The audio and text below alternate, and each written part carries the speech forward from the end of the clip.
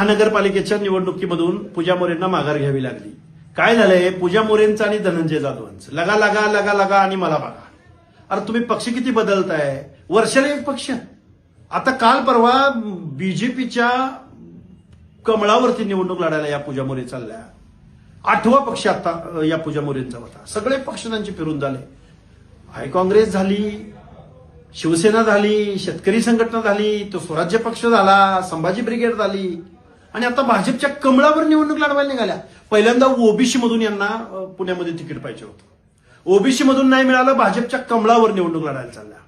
अहो social media एवढा सजग आहे पूजाताई, सगळं तुम्हालाच कळतंय आणि राजकारण म्हणजे फक्त तुम्हीच करायचा मक्ता घेतलाय. अहो इथं सर्वसामान्य जनता आहे आणि तुम्ही काय काय वक्तव्य केली, तुम्ही काय काय बोलला ही महाराष्ट्रातली जनता विसरलेली नाही.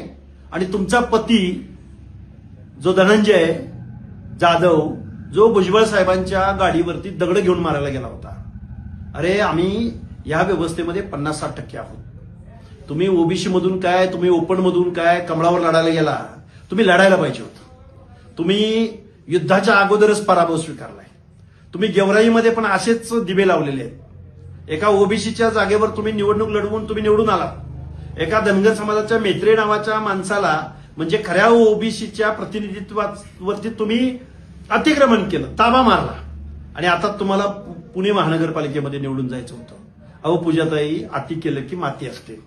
मनोज जरांगे आणि तुमचं कर्तृत्व एवढं मोठं आहे. आता पूजाताई मोरे हा ट्रेलर आहे.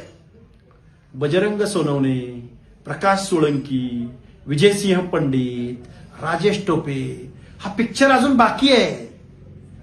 अहो तुम्ही ओबीसी बांधवांना सोडलं नाही, ओबीसी नेत्यांना सोडलं नाही, ओबीसी आरक्षणाला सोडलं नाही. अति केली की माती होती पूजाताई. शुभेच्छा तुमच्या राजकीय कारकिर्दीला. आम्ही आहोतच. तुम्ही एकदा निवडणुकीला उभे राहाच. आम्ही आहोत आणि तुम्ही आहात.